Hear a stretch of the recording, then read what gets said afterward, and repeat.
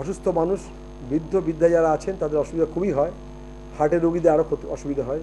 এসব মনে রেখে আমাদের আবেদন রাজ্য সরকারের তরফ থেকে যে যারা তৈরি করেন এবং যারা ব্যবহার করেন তারা শব্দবাজি 90 ডেসিবেলের মধ্যে ব্যবহার করবেন এবং সময়সীমা যেটা রাত্রি 10টার পরে করা যাবে না, ফায়ার ক্র্যাকার্স ম্যানুফ্যাকচার অ্যাসোসিয়েশন।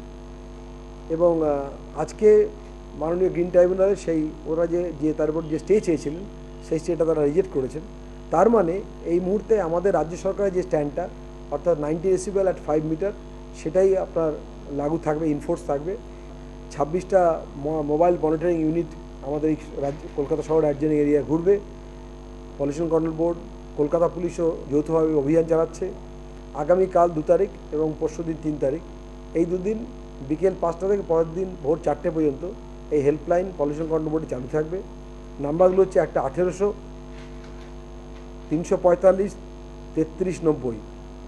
আমি আবার বলছি 1800 345 3390, এটা টোল ফ্রি নাম্বার। আর দুটো নাম্বার জেনারেল নাম্বার আছে 2335 8212 আর একটা 2335 3913।